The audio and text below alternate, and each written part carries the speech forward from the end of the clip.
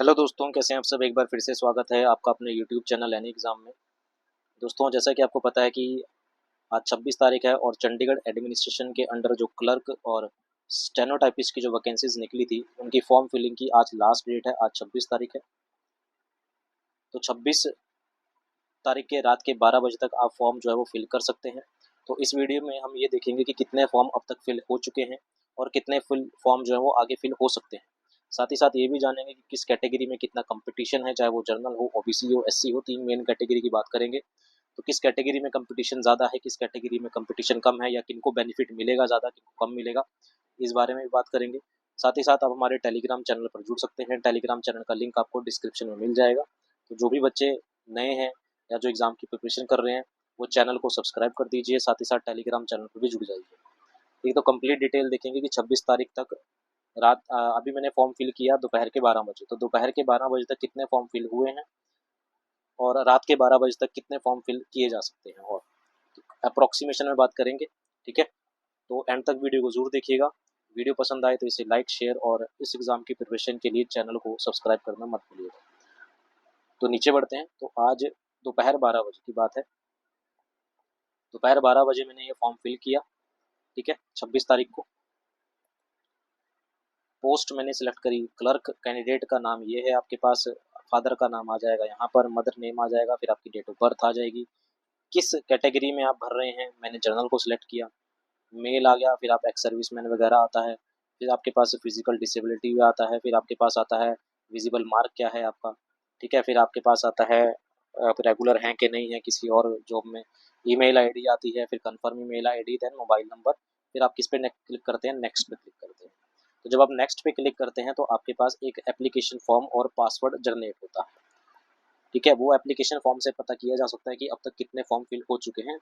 ठीक है, तो एप्लीकेशन फॉर्म एक जनरेट हुआ, तो जब ये एप्लीकेशन फॉर्म जनरेट हुआ तो मेरा एप्लीकेशन नंबर कितना आया, 22,51,023। देखिए, 22 लाख बच्चे तो फॉर्म मेरे को नहीं लगता कि फिल कर पाएंगे, करेंगे इस पोस्ट के लिए, क्योंकि हर पोस्ट का एक कोड होता है। ठीक है ना, हर पोस्ट का एक कोड होता है। तो अगर मैं इसका कोड यहाँ से स्टार्ट मानूँ कि ये दो जो है ये इस पोस्ट का कोड है और ये जो है वो फॉर्म फिल है। जैसे मान लो जो पहले बच्चे ने फॉर्म फिल किया होगा तो आई थिंक उसका जो एप्लीकेशन नंबर आएगा वो ये आया होगा। अगले बच्चे ने जो फॉर्म फिल किया होगा आई थिंक उसका एप्लीकेशन नंबर ये आया होगा। ठीक है ना, जो फर्स्ट बच्चा सेकंड बच्चा होगा। इस तरीके से करते करते ये नंबर आगे बढ़ा। तो आगे बढ़ते बढ़ते आपके पास एक एप्लीकेशन नंबर जनरेट हुआ, जिसमें से पहला नंबर आप अपना पोस्ट कोड या सेंटर कोड या फिर जहाँ वैकेंसी निकल रही है उसका कोड मान सकते हो, और ये आगे एप्लीकेशन होगी पूरी। तो अब तक जो बच्चों ने बारात के दोपहर के 12 बजे तक अप्रोक्सीमेशन, जहाँ तक मेरी समझ है, कि 2,51,023 बच्चों ने फॉर्म फिल किया। ये कब, आज दोपहर 12 बजे तक इतने बच्चों ने जो है वो फॉर्म को फिल कर लिया। ठीक है, इसके बाद मैंने क्या किया, मैंने फिर दोपहर के 12 बज के 1 मिनट पे फिर एक फॉर्म फिल किया, ये देखने के लिए कि इस 1 मिनट के गैप में कितने बच्चे जुड़ जाते हैं। तो मैंने फिर से फॉर्म को फिल किया दोपहर 12 बजे, ये दूसरा फॉर्म मैंने फिल किया 12 बज के 1 मिनट पे। तो 12 बज के 1 मिनट में मेरा जो एप्लीकेशन नंबर जनरेट हुआ वो ये हुआ, यानी कि दो, तो आपका कोड हो गया 2,51,049। यानी कि सिर्फ इस 1 मिनट के गैप में 2,51,049 और 2,51,023 आपके पास 26 बच्चों ने फॉर्म को फिल करा इस 1 मिनट के गैप में। यानी कि 60 सेकंड थे, इस 60 सेकंड में 26 बच्चे आ गए।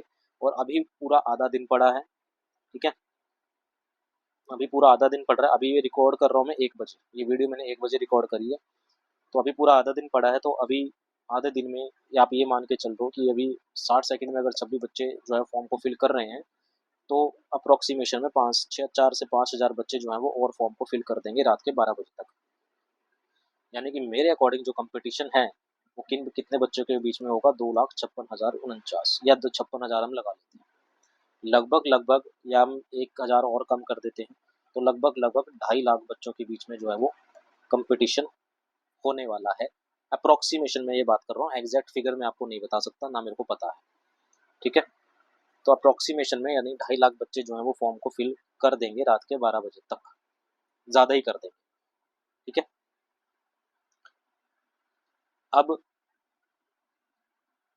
मैं 2.5 लाख क्यों लिया, क्योंकि मैं ऐसा मान के चल रहा हूँ, जैसे अभी तो मैंने आपको बताया कि भाई 2,56,000 बच्चे हैं, ये 6,000 में हटा भी दूँ, 6,000 वो कौन से बच्चे हो सकते हैं, ये 6,000 वो बच्चे हो सकते हैं जिनका फॉर्म जो है वो गलत हो गया, जिन्होंने गलत फॉर्म भर दिया, कोई इन्फॉर्मेशन गलत दे दी, फॉर्म रिजेक्ट नहीं हो रिजेक्ट हो गया, ठीक है ना, या जिनकी डेट ऑफ बर्थ जो एज रिलैक्सेशन नहीं ले पाए वो हो गया, तो कुछ ऐसे बच्चे होंगे जिनका फॉर्म किसी ना किसी कारणवश या किसी किसी रीज़न से रिजेक्ट हो गया, तो इसलिए मैंने इन 6,000 बच्चों को हटा के कंपटीशन किस में रख लिया, 2.5 लाख बच्चों में रख लिया। अब 2.5 लाख बच्चों के बीच में कंपटीशन है, तो एक सीट पे कितना होगा, तो भाई क्लर्क पोस्ट के लिए आपको पता है कि 234 पोस्ट पर ये वैकेंसीज निकाली गई हैं, और स्टेनो के लिए ये वैकेंसी जो निकाली गई है वो 23 पोस्ट पर निकाली गई है, तो टोटल नंबर ऑफ पोस्ट जो है वो 257। मोटी मोटी सी अगर मैं बात करता हूँ, मैंने फॉर्म कम किए हैं तो मैं सीट भी कम कर देता हूँ, तो अप्रोक्सीमेशन में मान के चल रहा हूँ कि 250 सीट है, तो 2.5 लाख बच्चों के बीच में अगर कंपटीशन है और 250 सीट हैं, तो भाई एक सीट पे अप्रोक्स एक बच्चा 1,000 बच्चा फाइट करेगा, यानी कि अगर एक सीट है तो उस एक सीट पे फाइट करने वाले बच्चे कितने हैं, 1,000।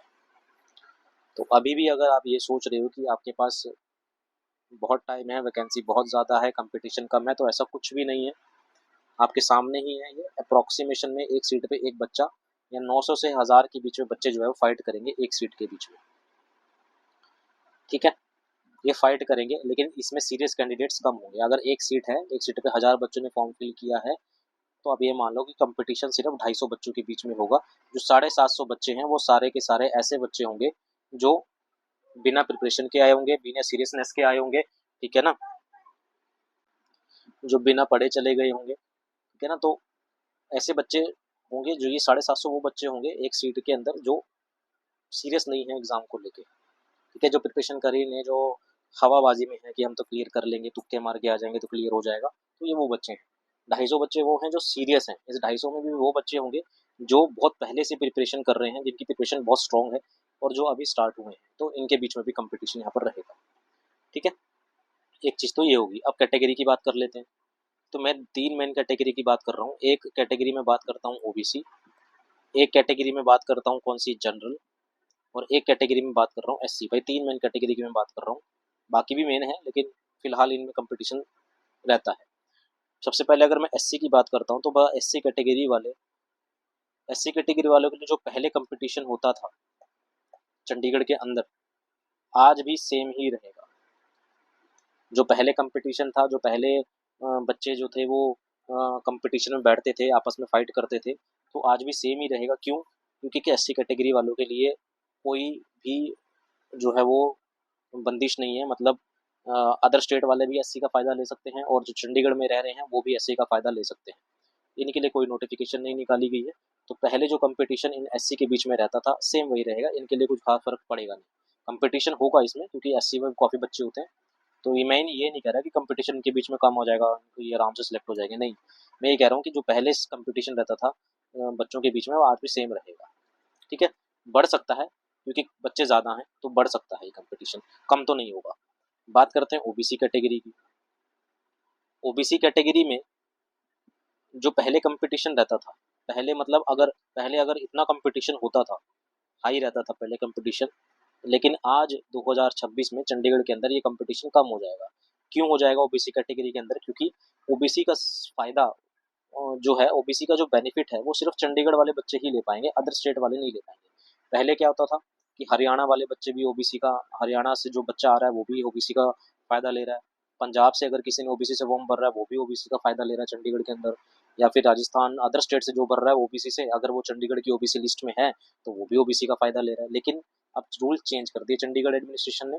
अब क्या, जो चंडीगढ़ में अंदर बच्चा रह रहा है जिसके पास चंडीगढ़ का ओबीसी का सर्टिफिकेट है, और या फिर जो माइग्रेट होके आया चंडीगढ़ के अंदर और उसने चंडीगढ़ में ओबीसी का सर्टिफिकेट बनवा लिया और वो चंडीगढ़ की लिस्ट में है, तो वही ओबीसी का बेनिफिट ले पाएगा, अदर स्टेट वाले ओबीसी का बेनिफिट अब नहीं ले सकते।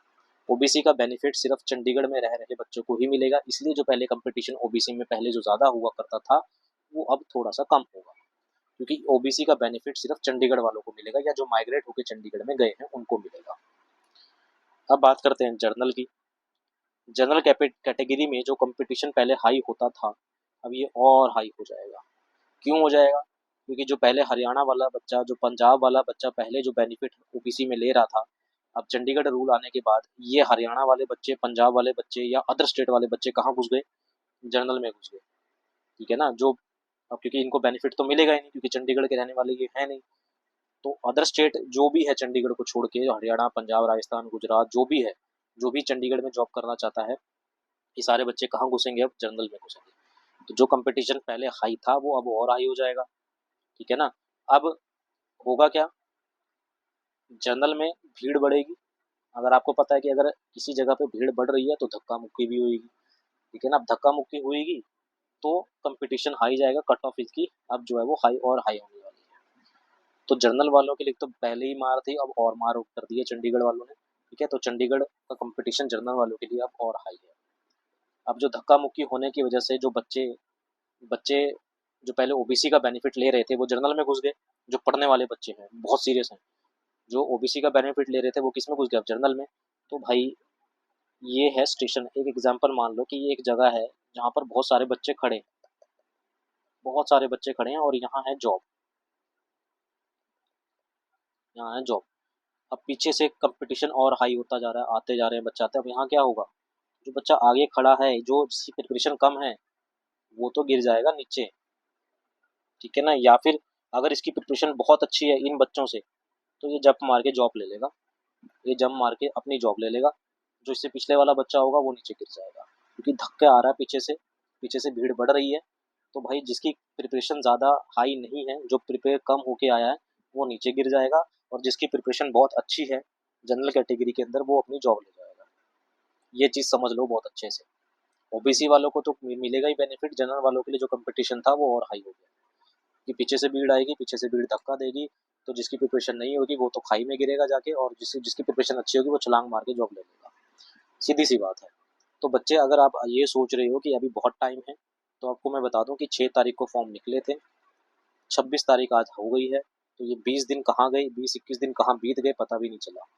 फॉर्म की लास्ट डेट आ गई है, इसी तरह से आज का दिन भी निकल जाएगा। जैसे ही फॉर्म की लास्ट डेट खत्म होगी, आपके पास जो है वो एग्ज़ाम इन्फॉर्मेशन आ जाएगी। एक दिन आएगा जब आपके पास नोटिफिकेशन आएगी कि भाई अपने एडमिट कार्ड डाउनलोड कर लेना, आपका एग्ज़ाम इस डेट को रखा गया है। तो वो दिन भी आ जाएगा। तो जो सोच रहे हैं कि बहुत टाइम है, आप सोचते रहो। एक दिन आएगा कि आप फिर अगले साल फिर फॉर्म भरना, अगले साल फिर फॉर्म भरना, फिर अगले साल फॉर्म भरना। एक दिन आएगा फॉर्म फिलिंग से भी रह जाओगे और माँ बाप को आप शक्ल नहीं दिखा पाओगे। क्योंकि माँ बाप तो ये सोच रहे हैं कि बच्चा जो है वो कमरे में बैठा है, बुक लेके पढ़ रहा है, दिन रात मेरा बच्चा पढ़ रहा है, एक सरकारी नौकरी लेगा और हमारे जो हमने जो तकलीफें देखी वो मेरा बच्चा नहीं देखेगा। तो माँ बाप तो यही सोच रहे हैं, लेकिन माँ बाप को क्या पता कि जो तकलीफ आपने देखी है बच्चा उससे भी ज़्यादा तकलीफ में आने वाला है। क्यों? क्योंकि वो सिर्फ बुक लेके बैठा है, पढ़ नहीं रहा। ठीक है? वो सिर्फ निहार रहा है उस बुक को, और उसका दिमाग कहीं और है। वो इंस्टाग्राम चला रहा है, फेसबुक चला रहा है, रील्स देख रहा है सारा दिन।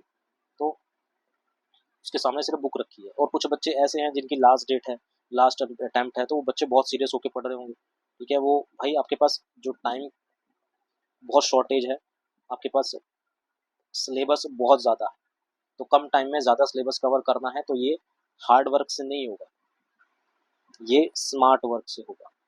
थोड़ा सा एनालाइज करो कि पेपर में क्या पूछा गया था, किस तरह के क्वेश्चंस आए थे। हार्ड वर्क सब कर लेंगे।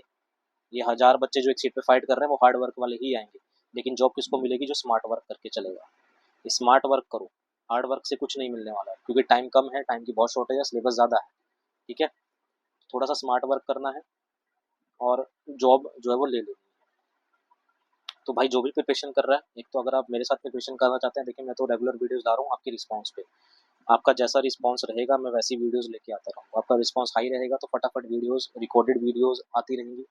रिस्पॉन्स थोड़ा सा कम रहेगा क्योंकि मेरे पास भी जो है वो, देखिए कोई दिमाग मेरा भी ख़राब नहीं है कि मैं फालतू में अपनी एनर्जी वेस्ट करूँ जब मेरे को रिस्पॉन्स ही नहीं मिलेगा, है ना? तो कोई भी अगर टीचर है वो तभी पढ़ाता है जब उसको रिस्पॉन्स अच्छा मिलता है। रिस्पॉन्स नहीं मिलेगा तो वो पढ़ाएगा भी। ठीक है? तो यही थोड़ा सा डिस्कस करना था। मेरे साथ प्रिपरेशन करना चाहते हैं तो चैनल को सब्सक्राइब करना मत भूलिएगा, चैनल को सब्सक्राइब कर दीजिएगा, टेलीग्राम चैनल पर जुड़ सकते हैं। अभी के लिए इतना ही रखते हैं, मिलते हैं अगली अपडेट के साथ। वीडियो कैसी लगी कमेंट करके जरूर बताइएगा, अपने रिव्यूज़ जरूर दीजिएगा। Thank you very much.